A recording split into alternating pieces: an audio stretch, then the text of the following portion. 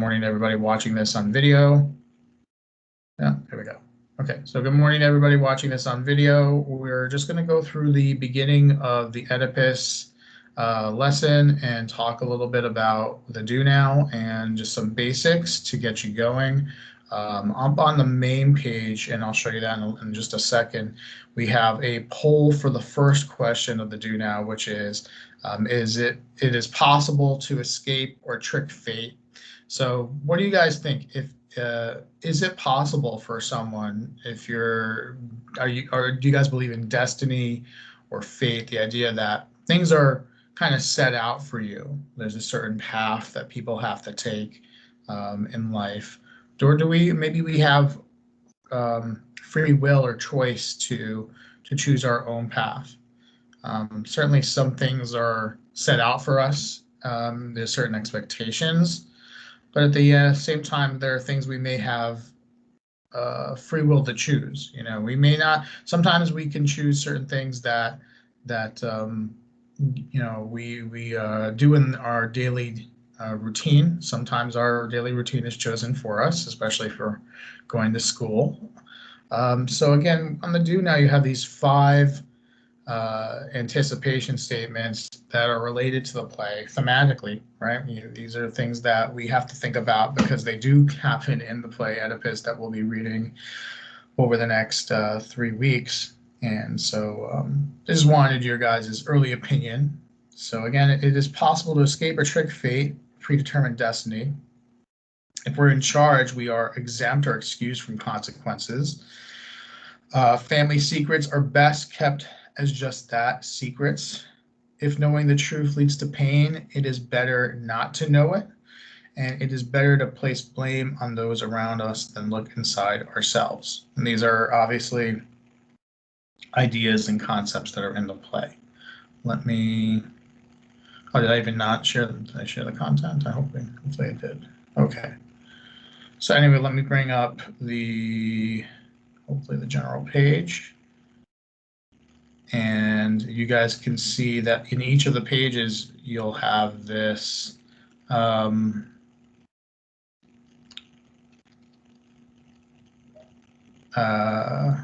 voting box. So you can just put in agree or disagree and then submit your vote, and it'll count it here. So if I write agree and submit my vote, hopefully it'll register. And there you go. You'll see that it agreed 100%. So you can, or one vote is 100%. Let me come back to you guys here in the meeting. So what do you guys think? Is it possible that we can escape a destiny or fate? Jennifer, what do you think? Do you agree with that we can escape our destiny? I disagree. Okay. Tell me why. Because sometimes people don't have absolute control over their life, so they're kind of controlled by what's like a destiny that they have. Cool. I like that response. I think you pointed out very well that, again, there's some things that we don't have control over. There are things that, you know, for example, if I'm talking about, you know, my job, there are things that I need to do, that I must do, that I don't really have a choice in. So my destiny, my path, every school year, right? September comes along, I don't get to say, you know, oh well, you know, maybe I'll not. Well, you know what? I could decide not to teach. I could leave the job, but if I want my job, then I have to go every September and report to work. We do get our vacations, but you know, there's that path of life. And again, if you're a student, you know, your path or destiny is hopefully taking these classes and graduating after 4 years or whatever amount of time. Evelyn, what do you think? Do you think that people can escape their destinies, their path?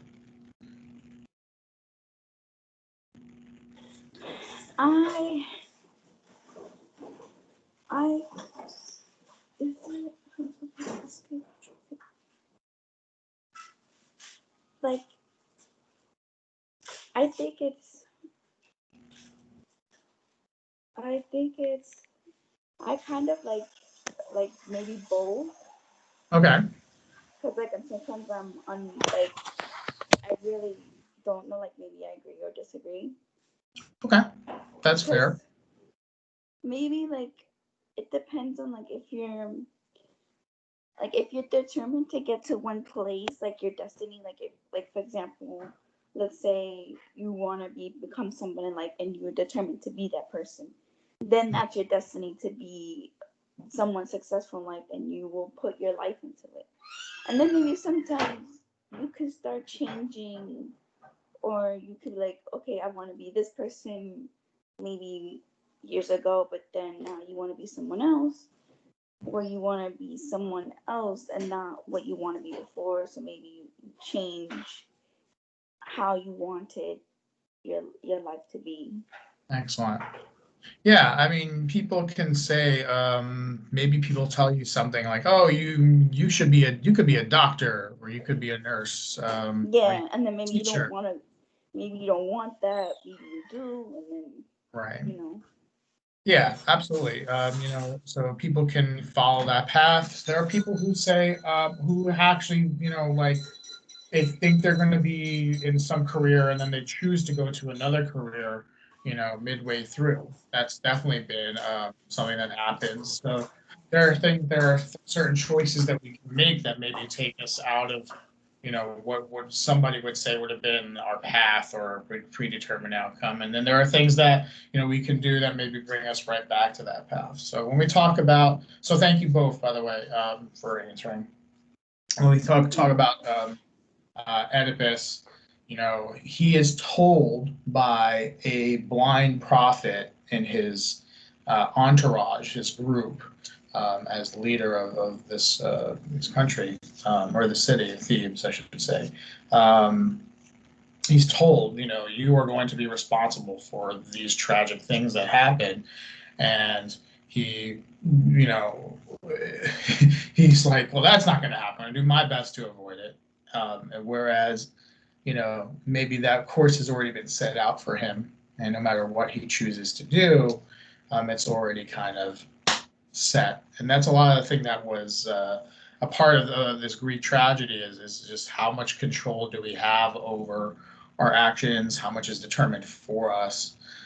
So as you guys read on, you will already pretty much know what's going to happen, and you're just seeing it unfold. And if the choices that are made bring us closer or further away from that, so that's part of the intrigue. That's part of the suspense or intrigue of that.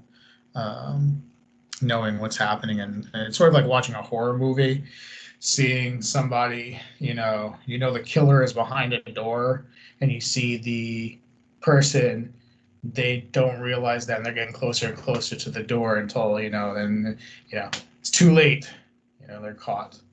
And that's happening, and you're like, no, get away from the door. And it's just it's a tragedy that they didn't realize that themselves. That dramatic irony that we know, but they don't know.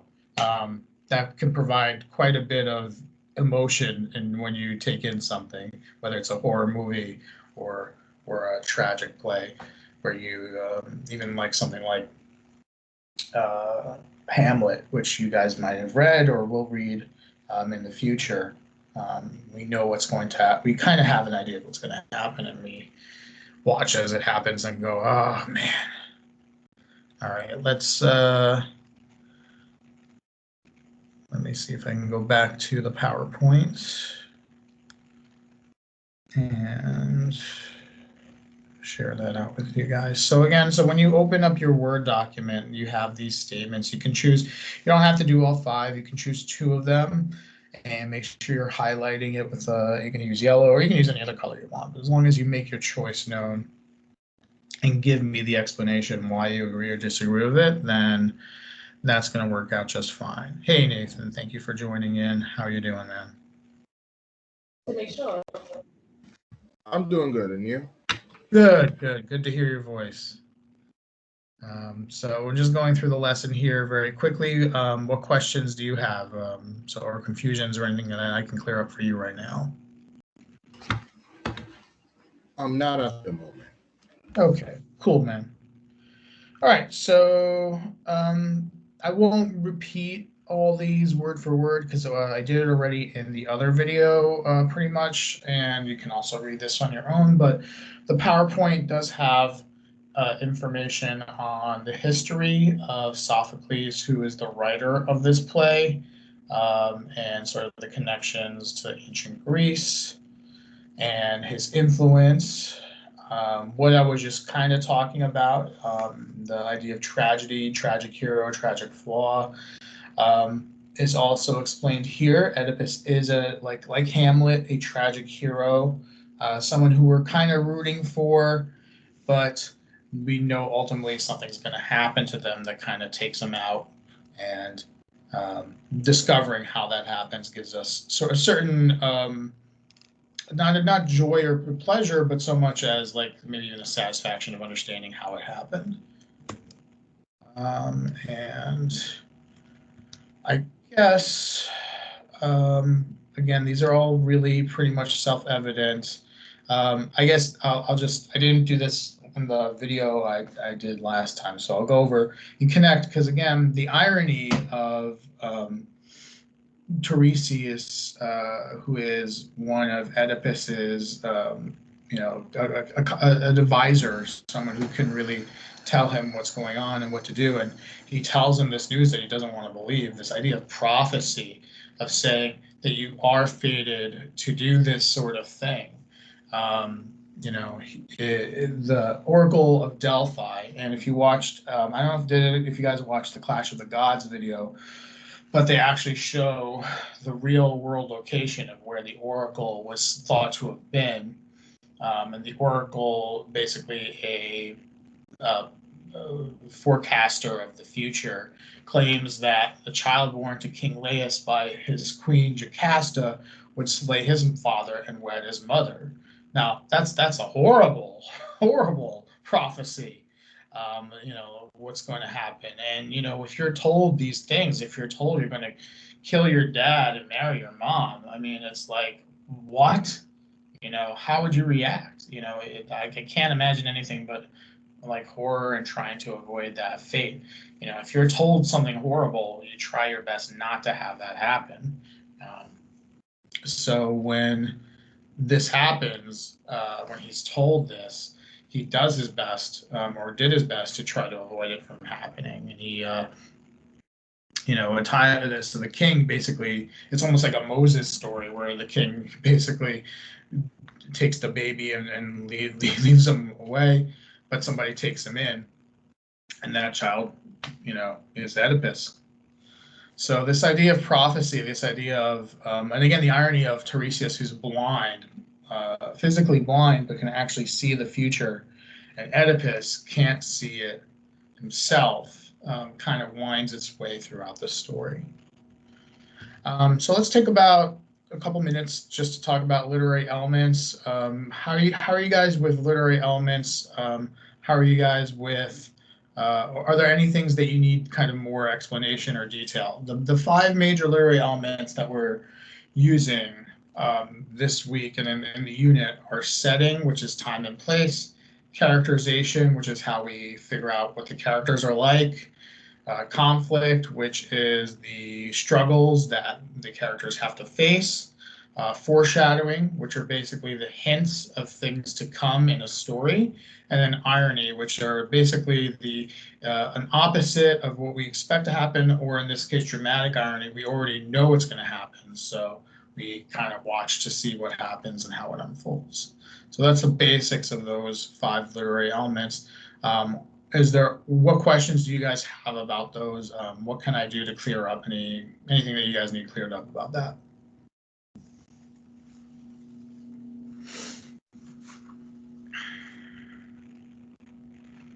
Okay. I just want to welcome in Christian came in, so good to see you, sir. How you doing? All right. So how comfortable are you guys with these literary elements? Does this stuff sort of make sense to you? Jennifer, how do you feel about using characterization, conflict, that kind of stuff? What's the definitions? It's easy to know what they are. Okay, good. And if anybody feels differently, please let me know. I'm actually creating a video right now. Not now, because now I'm here with you guys.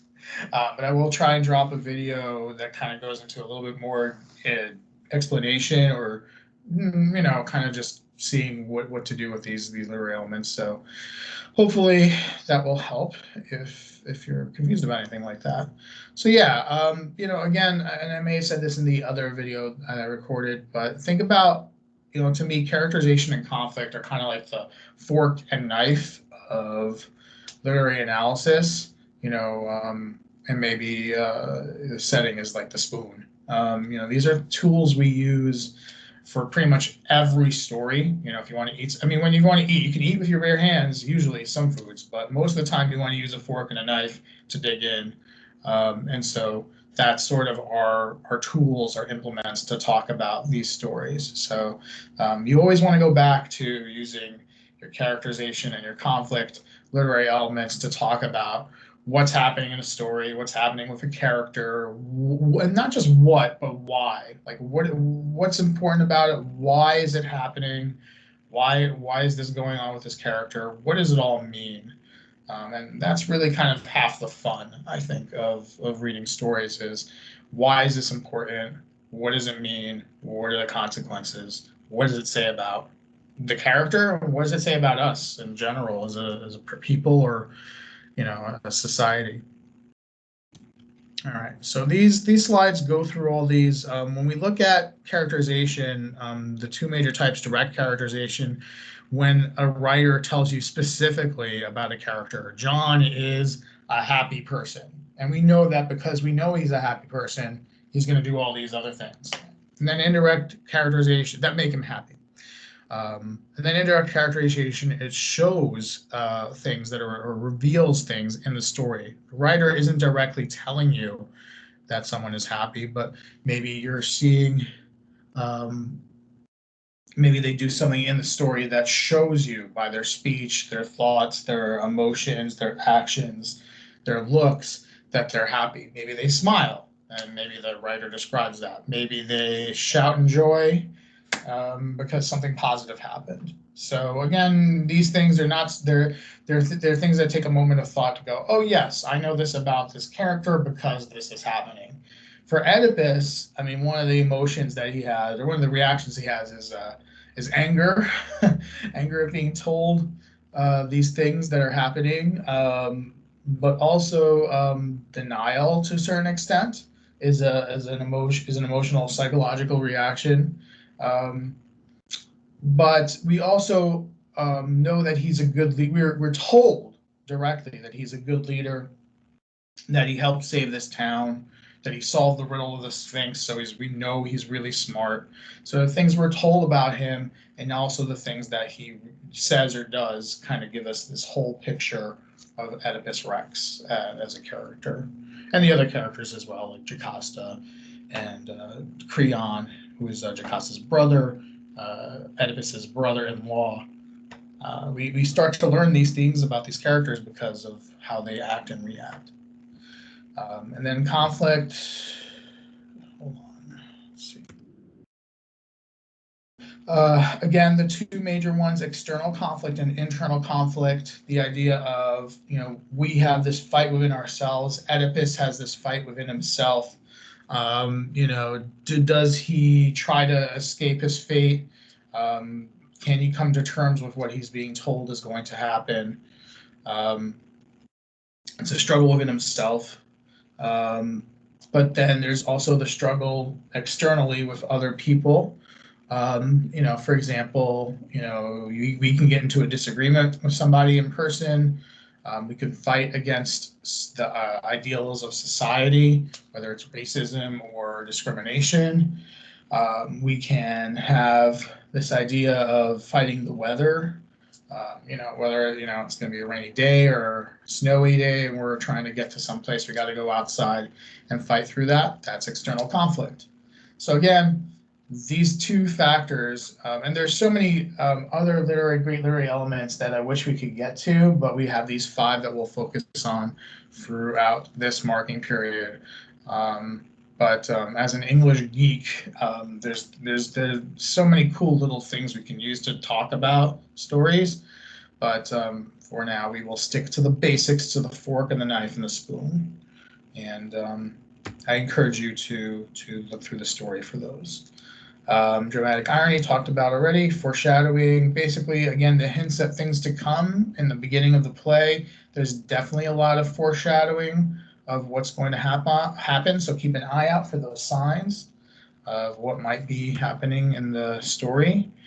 And then the next to last slide has a listing of the characters. That's also in the Word document. Again, our major players, obviously Oedipus, the play is named after him. He's the king of Thebes, the city in Greece. We have Jocasta, his wife. We have Creon, the brother of Jocasta. Teresis, the blind prophet. And the chorus. The chorus was, the whole idea of this group that speaks for the people, the voice of the people, and tells you generally like what's happening and why it's happening. So yeah, that's kind of the way that lays out. Let me dismiss this. Let me go back to the main board, and just if people, for the people coming in, on each Teams page, I've created a poll based on the first question of the do now. You don't have, although in the do now, I would like you to answer in detail. Here, you just have to agree or disagree. Submit your vote. We'll take a pulse of the classes to see what they think about this. And so you can see that we voted here. So far, it's 50-50. Hopefully, people will vote throughout the day. And let me pull up the assignments page and go through just what the Word document looks like and just kind of explain how I want that filled out for you guys. And then I'll take questions, and then we could probably dismiss after that.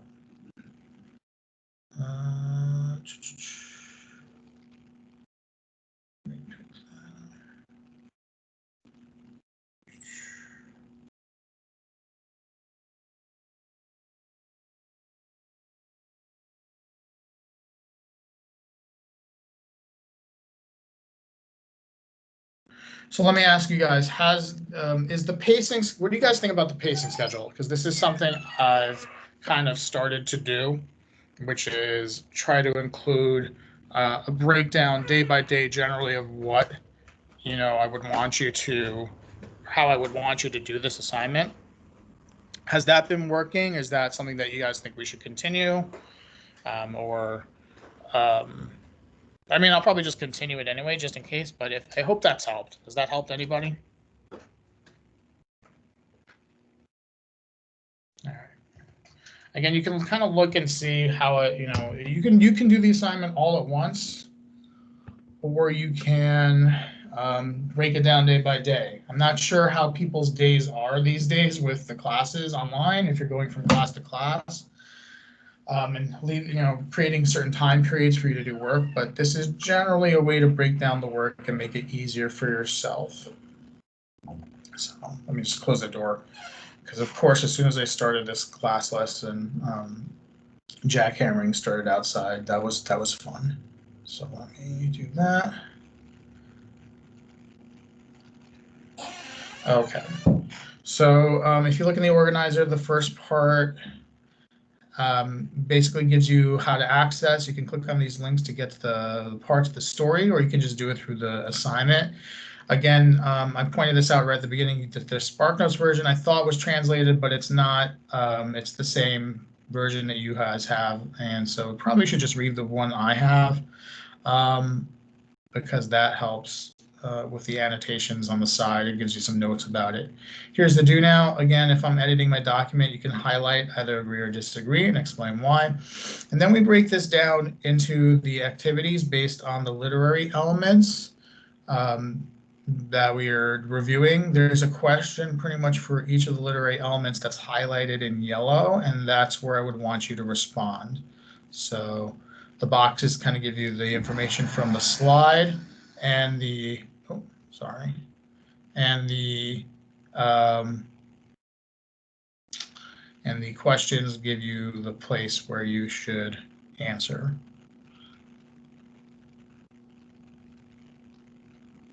And yeah, and then we have central idea. So again, central idea, the truth or general lesson.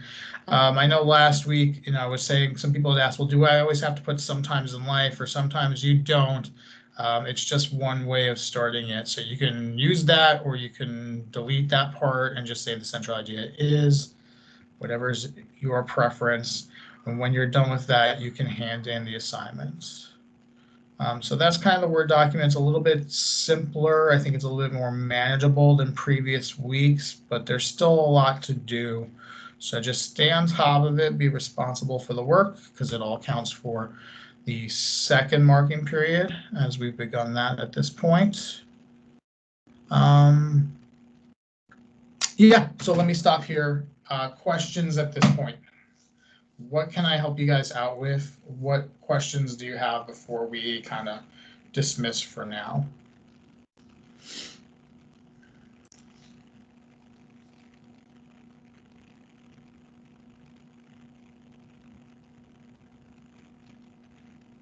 Okay, there does not seem to be any. Yeah, I got one. Nathan, go ahead. Yeah, go ahead, man. It's not related to this, but it was related to the do now. Sure. Do you think it's possible to escape fate? Are you asking me personally? Yes. Oh, okay.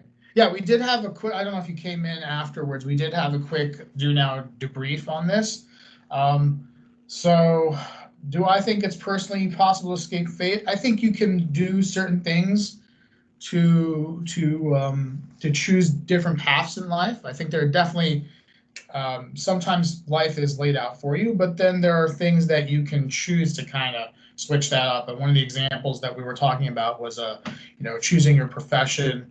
If your family wants you to be a doctor, sometimes you may choose to do that. You may say, okay, I'm going to be a doctor, or you may say, well, that's not really what I want. I want to be an electrician, or I want to be a DJ. I don't know. I'm just throwing some jobs out there, some work. You want to choose your own path, so you'll break from what people say you're supposed to do and do your own thing. For me, I mean, there's definitely a lot of things in my life that kind of like, I was told, oh, you're great at this, so you should do that. And I did. And either I was happy as a result, or I was sometimes I was not happy and I chose to do something differently. I always kind of thought I would be a writer or a teacher. So in that way, I don't think I ever escaped that destiny because I did both. But that was my talent was writing. My talents were in teaching and in helping others.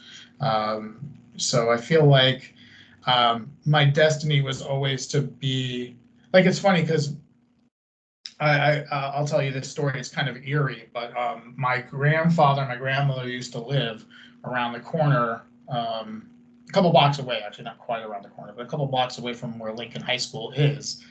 And my mom would always drive my sister and I to my grandfather and my grandmother, to visit them. And when we would do that, we would pass by Lincoln. I was like this massive building as a kid when you're like 7 or 8 years old. It's a massive building, and it still is. It's actually a pretty big building overall compared to other high schools. I was like, one day I don't know what's about that building, but I felt connected to it in some way. It was very weird. I started teaching. I was teaching in other schools, and then I took a break from teaching because I was not happy teaching. So people said I was a teacher, and I did that, and I wasn't happy. So I was like, let me try something else. Let me get away from here, because I was battling a lot of personal issues, depression, unhappiness. Let me try something else. I tried it, didn't like it, didn't work out, went back to teaching, and I ended up teaching at Lincoln High School. So did I have choice? Yes, but did I ultimately wind up here where I feel like I'm supposed to be, even if it's in my own apartment for right now during this pandemic. Yes, there was something about that, and I can't explain it, and I'm not religious, and I'm not really that into the supernatural, but there was just some kind of connection, whether it's because I was in that neighborhood, because I felt like this is a place I could be in my career. I always felt that connection. So I hope that answers that question. I mean, it just shows you that, there are things that I did in my life that, got away from that from that path of where I ended up. But maybe that's what I needed to do to end up where I actually needed to be. I'm in a much in a much better place overall in my life as a result. But Oedipus isn't going to be so lucky. His path is not one that's going to end up with, his career has been successful, but, where does it end is not not to spoil anything, but it's not the greatest outcome for him and his family. So yeah, that's kind of my take on things, my personal opinion. So yeah. On the other hand, I know I have friends who they've completely they thought they were going to do one thing and then they did something else and they stuck with that. There are definitely teachers who started in other career paths and ended up becoming teachers and vice versa. So speak for myself and my experience. Hope that answers your question and tells you a little bit more about me. Yeah, Nathan, go ahead. Oh no, I'll say that answers the question. Yeah. Okay, good. I don't know if I got too personal there, but whatever. Anybody else? Any other questions related to the class lesson or the skills, that kind of stuff? Okay, so I guess I'll just emphasize to keep on track, hand in the work for lesson 1 if you're still doing that, hand in the work for lesson 2 on mythology, work on that within the week. Remember, don't turn in until you're satisfied with the work that you've done, that you've answered the questions, that you want me to read it and grade it. You do have the entire week to do it. So don't feel pressured to get it done, just today, but I do want you guys to continue to be responsible for your work.